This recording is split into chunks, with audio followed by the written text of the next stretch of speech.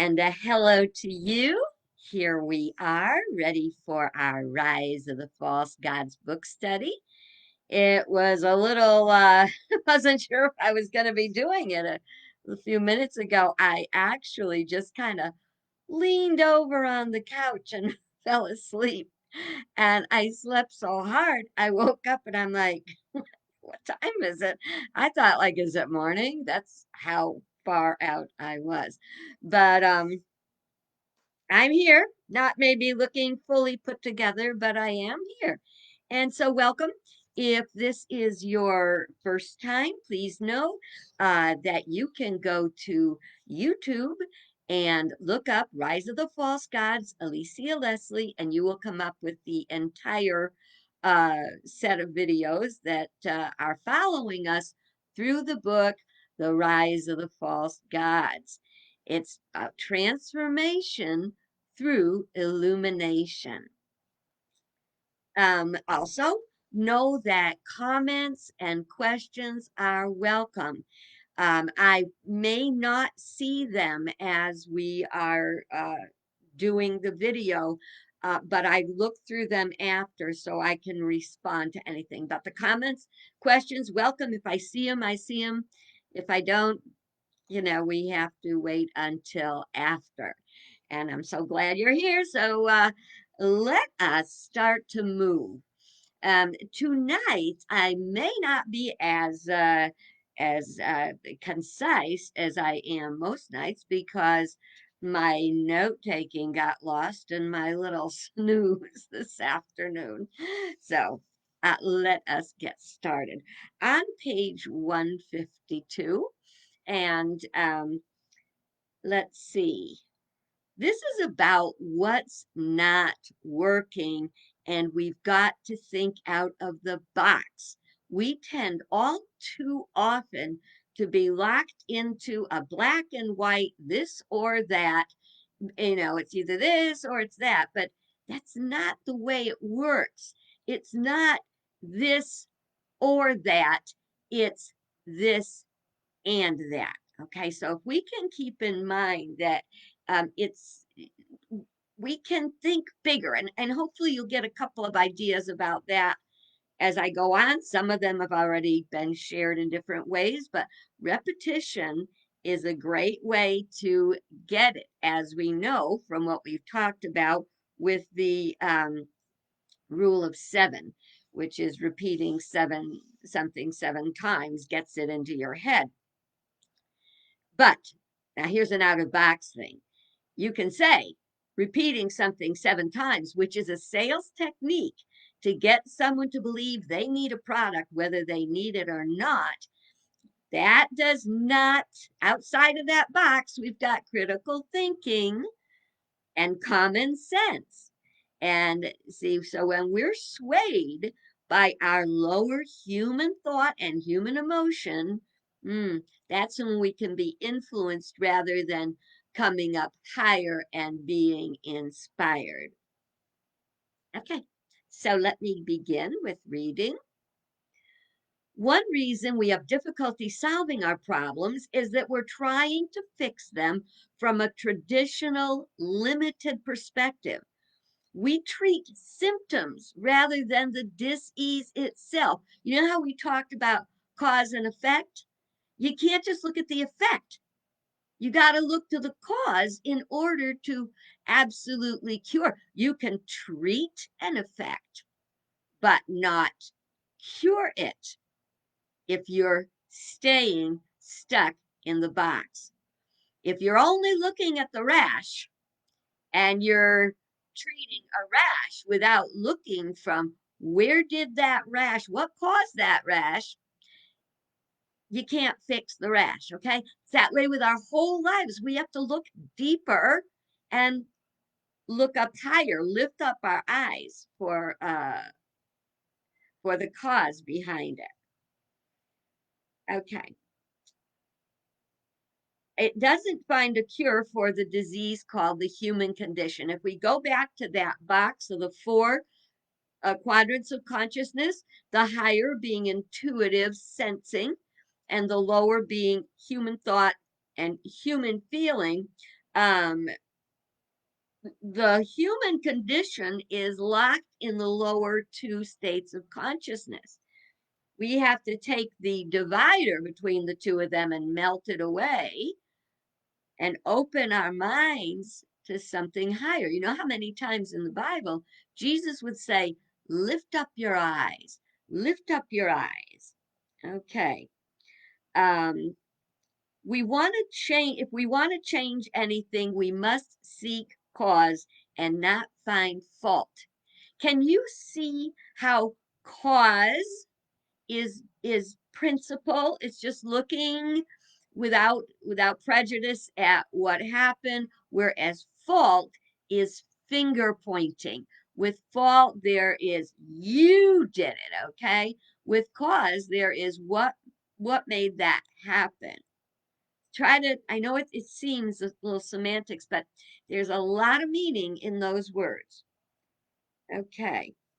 um and I know you've heard this story before, but like I say, things are worth repeating. Um, Consider how this plays out in an auto accident. The cars crash, the drivers get out and yell at each other. Fingers point to blame.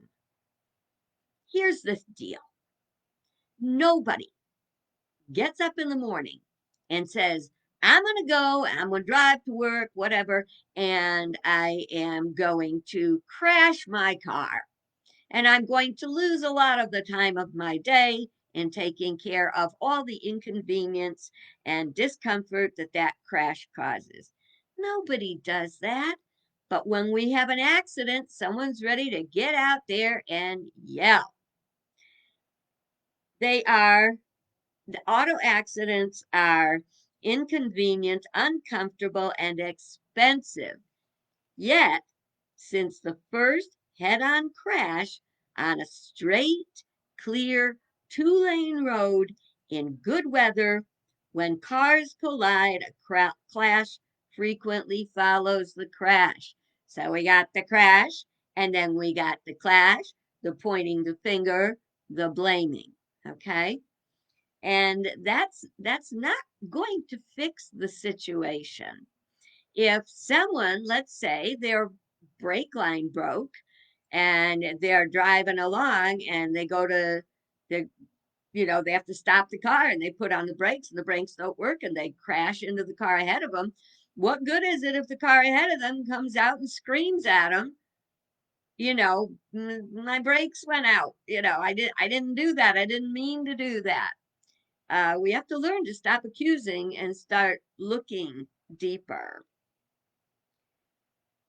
Years ago, my job required me to go to what was considered a bad part of town. It was high crime, low income. I had to pick up new students for the vocational school that I worked for. We actually had to have this where if um, you sign up someone for school, but in order for you to get paid for signing up that student for school, you had to get them in that door at least 3 times. Now, that might sound kind of manipulative, like all you have to do is get them through the door and you get paid. The thing is, sometimes we have to encourage people to come up higher. They don't just come up higher on their own.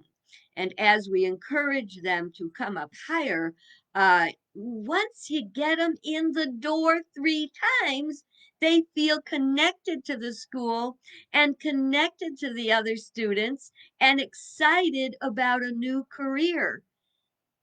So this is for the good of the students. It's not as money hungry as it may seem. A lot of times, you know how you get a hot idea, oh, I'm going to go to school, I'm going to learn this, blah, blah, blah. And then the closer it gets to the time to start school, it's all, well, I don't know. And then they don't show up.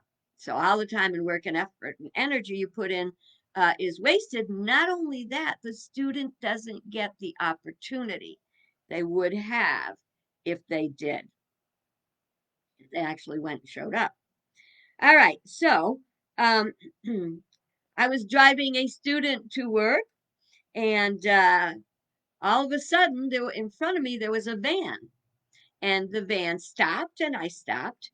And then the van went through his cut, the driver of the van threw the van in reverse and back smack into me. Now, my car wasn't a year old at that time, and the hood buckled up. I can still hear that. Oh my God.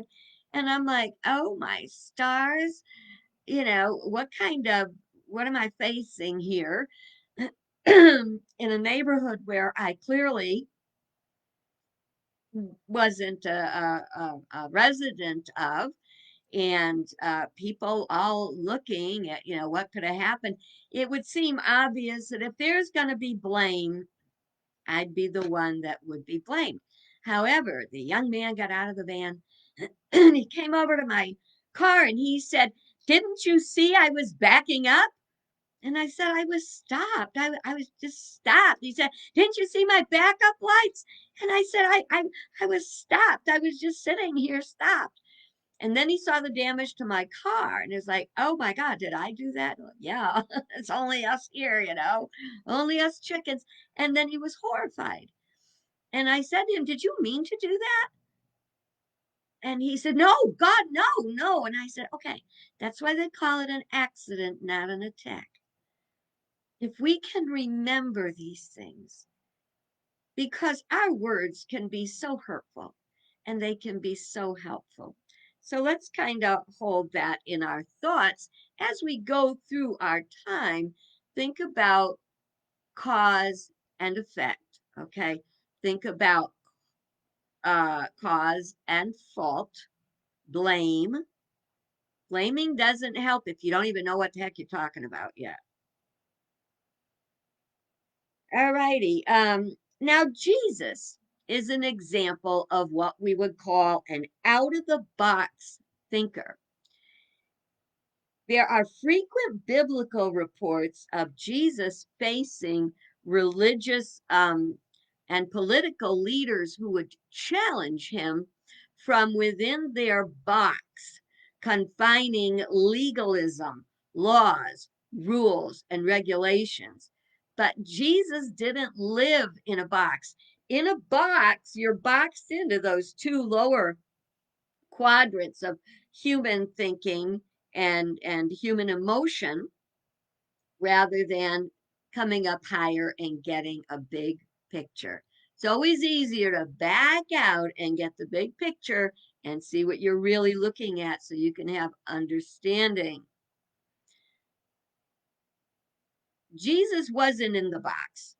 To a world of literal interpretation of the law, he brought a moral, metaphysical interpretation.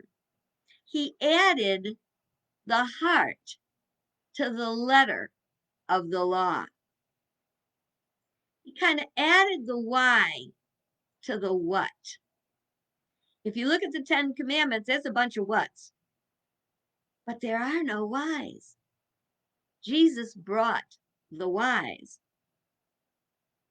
That was more than 2,000 years ago, and here we are still arguing between the letter and the heart.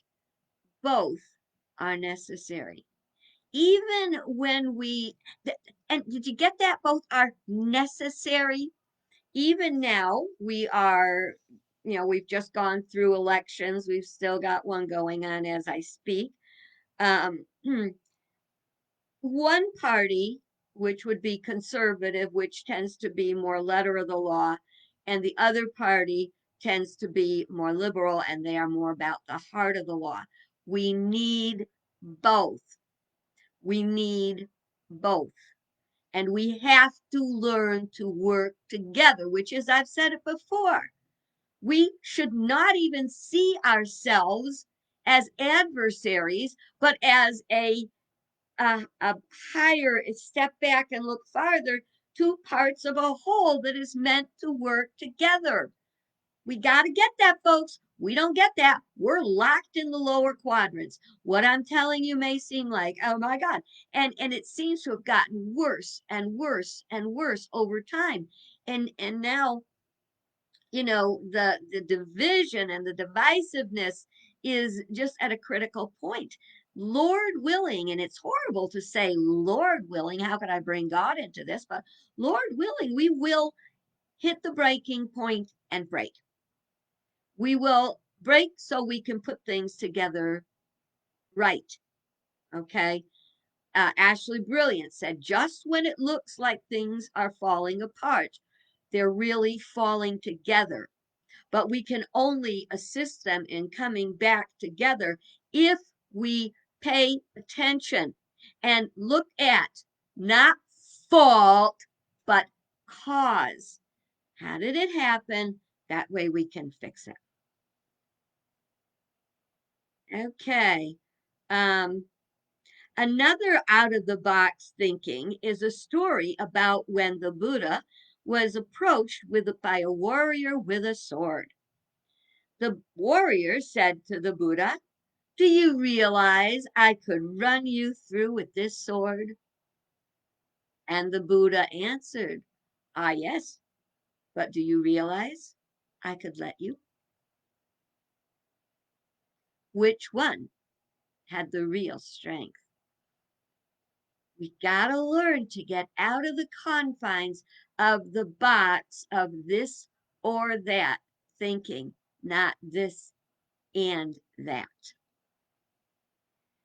So we're going to look now at some things that are working, that are not working or not working as well as they can be.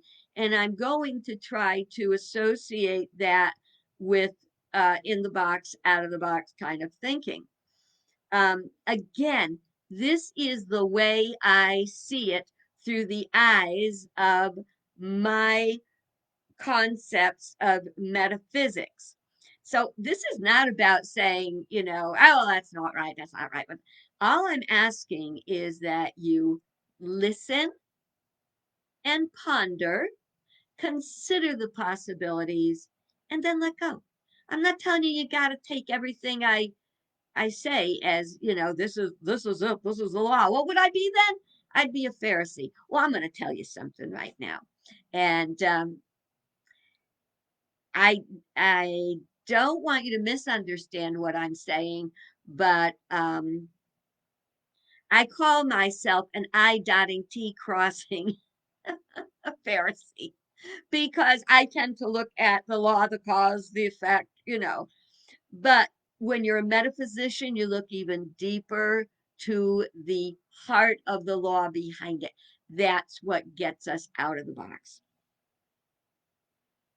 Okay, so the first thing I'm going to look at is education. The problem with our educational system is not the fault of teachers.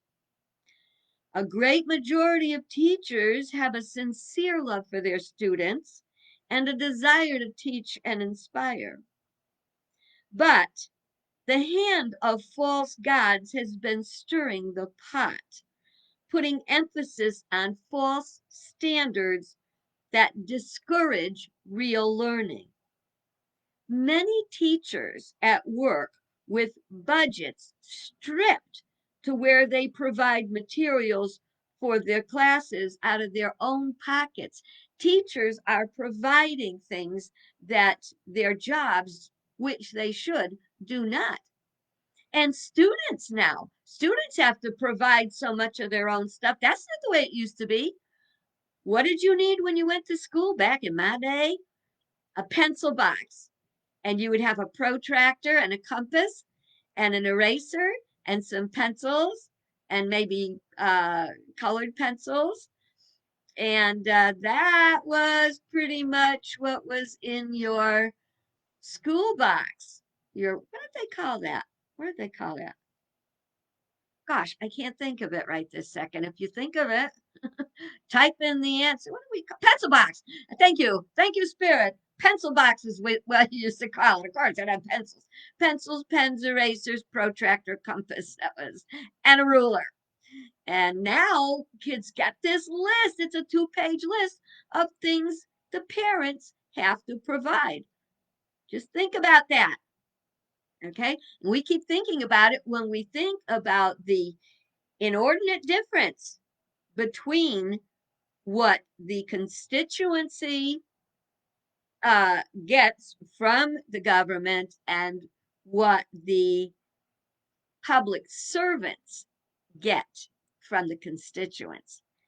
That's a thing that's way out of whack, but someday we got to put on our big girl pants, big boy pants, and face that monster down. Okay. Yeah, where did I? Oh, I'm over here. Wrong page. Um, okay. Teachers are not to interact with students as they see fit. These are new laws and rules that have come about because of some things that happen, and people make a knee-jerk reaction and uh, um, make laws that confine and restrict rather than help the teachers. One of the most painful examples is that a teacher today can neither discipline nor hug their students. And consequently, there's a bond that is not made. That's another form of the fracturing or the splintering of all of our relationships. It's that, yes, I'm going to tell you, there have been some bad teachers who have molested children. That needs to be not allowed to happen, but it shouldn't come to the point where a student and a teacher, like if the kid does something good, you can't reach over and give them a hug. And it also shouldn't be a point where you cannot discipline a child. I'm not saying beat them up, abuse them. There's a difference between discipline and abuse. And teachers, I know this because I've got teachers in my family, good people, good teachers who have to work within unrealistic confines that don't allow the teachers to bond with their students and be the role models that they can be. Our children need discipline and parameters that they can work within, and they need to be able to relate to and have relationships with their teachers, appropriate relationships. Just because a small number of teachers had inappropriate relationships with children, that's about the teacher. It's not about the profession of teaching. So those are some things that aren't working and why. Okay. The behavior of a small number does not justify classifying all teachers as potential abusers. While school systems jockey for funding, they compromise the children's learning. Education is not valid if its focus is on students spitting out answers to standardized tests rather than being stimulated to think and create. We've been going through a system of, it was very mechanical. Get the kids to spit out the answers. And instead of exciting and encouraging, there were so many good stories about good teachers. What was the one? Let me think for a second. It was something of the heart, and it was about a teacher who worked in a low income area, high crime, low income area, where she taught the students violin. And learning violin actually expanded their horizons into all areas of learning. Rather, if we're not stimulated, we're really not open to learning. And the things that we are taught or that we memorize, they aren't going to stick. That thought, you need the thinking plus the feeling equals manifestation. If there's no feeling, nothing is going to stick. Okay.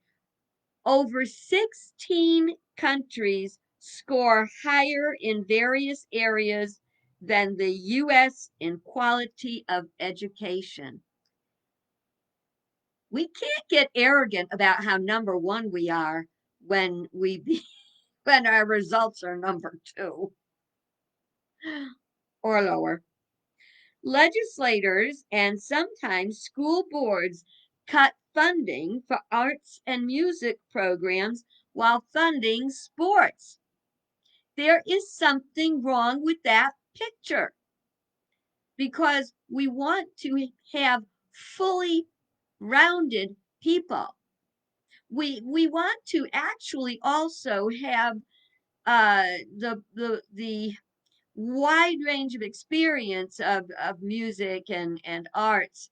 Um, Sports just kind of wins, and I don't know. I think that's kind of patriarchal, but that's just between you and me. Atrocious behaviors of students with high achievement in sports. Hmm. Uh, in Hang on a minute. I think there's something wrong with that sentence. Okay. Atrocious behaviors of students with high achievement in sports, including uh, rape. The atrocious behaviors include rape that are punished with a slap on the wrist because they want that guy on their team. You know, this is not like, oh, that never happens. Yeah, that has happened a lot.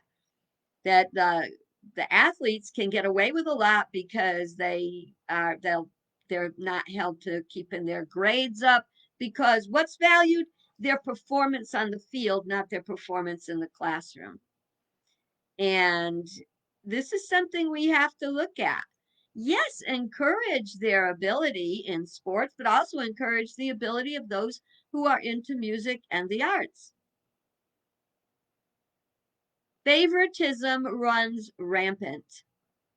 This is the influence of Mammon and Baal in action. One additional issue is the now normalized practice of giving participant trophies to all students.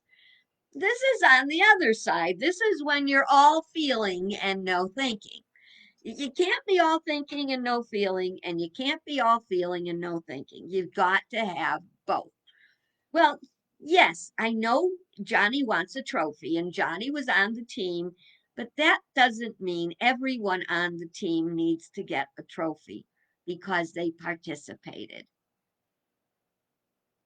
I often question competition in general because that's another form of dividing. I'm better than you are because I did that and you did that. On the other hand, there is healthy competition, and I think healthy competition is something that should be encouraged. Children do not learn to overcome losses if they never have to face them. Sometimes you're not first. It happens.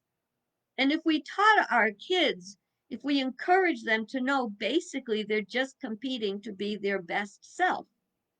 That's the real bottom line. A bit of out of box thinking that I see as a brilliant idea would most likely meet great resistance. In fact, it has. In Japan, and I know I've said this before, but good things are worth repeating. Um, in Japan, the students also do the work of the school janitors.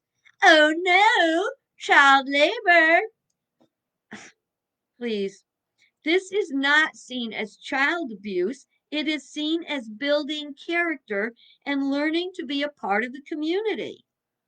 There are actually a few schools in the United States who teach these values.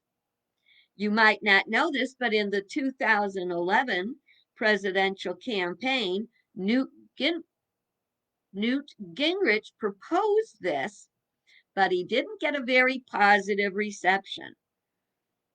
We do have a lot of challenges with school funding, and most of us bemoan the fact that the arts and music programs are the first to experience the loss of funding. Just consider what the possibility there would be if janitor fees were eliminated to fund music and arts. But what are they looking at? Finding robots to do that. Been to Stop and Shop lately? Well, I haven't been in a year because of COVID. But back when I went, I don't know what's changed in a year, but you go to the grocery store now and there's this beep, beep, beep, beep, beep, beep. And you turn around and you got the floor cleaner coming after you. And if there's a spill and it roams around the store.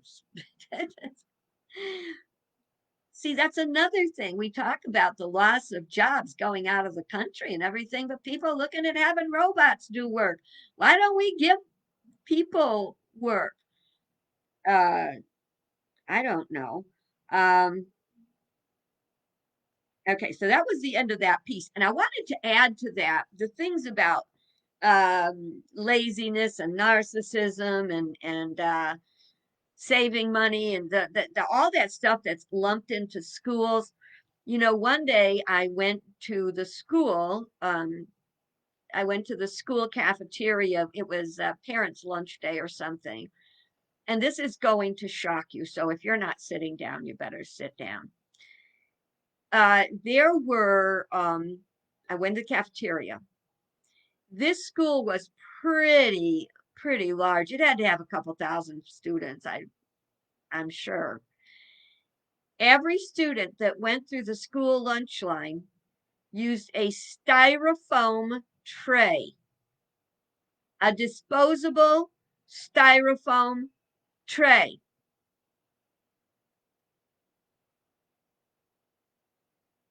because it was disposable.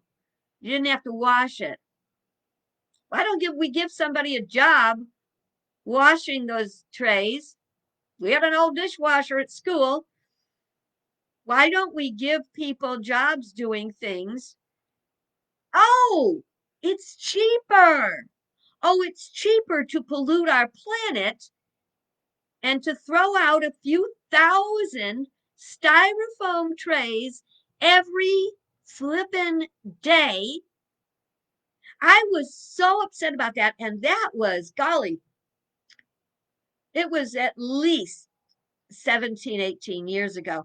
I was so upset that I went to the school principal. I made an appointment with the principal and I went in there and I said, that is awful.